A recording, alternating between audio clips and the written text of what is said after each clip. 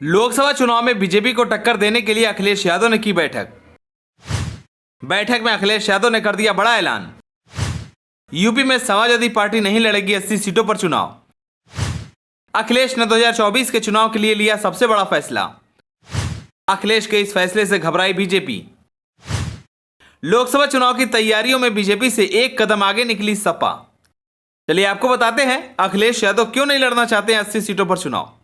मध्य प्रदेश विधानसभा चुनाव में सीटों के बंटवारे को लेकर कांग्रेस के साथ रिश्तों में आई खटास के बाद समाजवादी पार्टी ने अगले साल होने वाले लोकसभा चुनाव में उत्तर प्रदेश में सीटों के तालमेल को लेकर अपना रुख साफ कर दिया है। समाजवादी पार्टी के प्रदेश कार्यालय में हुई सपा की प्रदेश कार्यकारिणी की बैठक में अखिलेश यादव ने बता दिया कि इस बार के लोकसभा चुनाव में समाजवादी पार्टी कितने सीटों पर चुनाव लड़ेगी। आपको बता दें कि अखिलेश यादव ने बैठक के दौरान कहा कि वैसे तो पार्टी प्रदेश में 80 लोकसभा सीटों पर चुनाव लड़ने की तैयारी में है, लेकिन यदि गठबंधन हुआ तो भी वह कम से कम 65 सीटों पर अपने प्रत्याशी उतारेगी। यह पहला मौका है जब इंडिया गठबंधन में शामिल सपा ने लोकसभा चुनाव में सीटों को लेकर अपने पत्ते खोले हैं। अखिलेश यादव ने कहा कि मध्य प्रदेश में विधानसभा चुनाव में सीटों के तालमेल को लेकर आखिरी समय तक उनकी कांग्रेस नेता कमलनाथ से बात हुई। कांग्रेस ने भी माना था कि मध्य प्रदेश में 6 विधानसभा सीटों पर सपा अच्छा चुनाव लड़ेगी। इसी आधार पर कांग्रेस ने हमें सीटें देने का आश्वासन दिया था, लेकिन कांग्रेस ने इकलौती सीट पर भी अपना प्रत्याशी उतार दिया, जहां पिछले विधानसभा चुनाव में सपा जीती थी। इसी के साथ उन्होंने कहा कि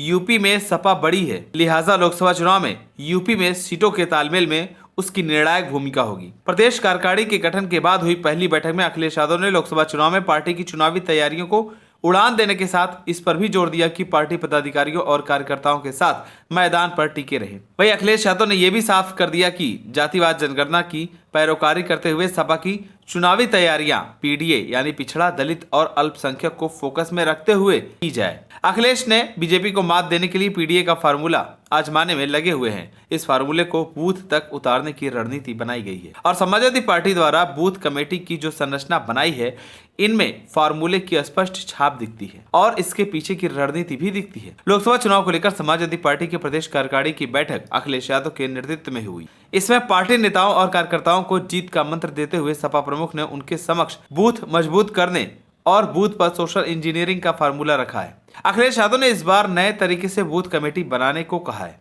इस कमेटी में 2 दलित, 2 महिला, 1 मुसलमान, 1 अति पिछड़ा, 1 पिछड़ा और 1 सामान्य मतलब सवर्ण जाति का होगा। सामाजिक न्याय का नारा जिसकी भागीदारी उसकी उतनी हिस्सेदारी, यही फार्मूला है जिसके जरिए वह जातिगत जनगणना और सामाजिक न्याय के नारे को बुलंद कर रहे हैं।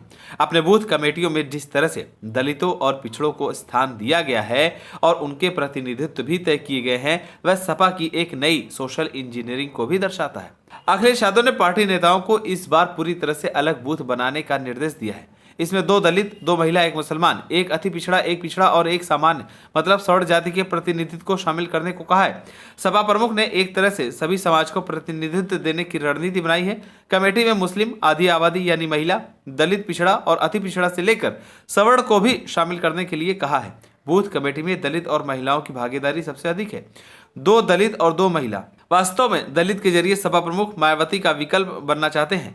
मैनपुरी लोकसभा उपचुनाव और घोसी विधानसभा उपचुनाव में जिस तरह से दलितों का वोट सपा को मिला और दलित सपा के पक्ष में एकजुट हुए हैं, उससे भी सपा प्रमुख की उम्मीद जागी है और यही वजह है कि वह दलितों को लुभाने में जुटे हुए हैं। आप सभी को क्या लगता है, क्या अखिलेश यादव का ये पीडीए फार्मूला बीजेपी पर काम करेगा या नहीं? हमें कमेंट कर जरूर बताएं। अगर आप नए हैं तो हमारे चैनल को सब्सक्राइब करें।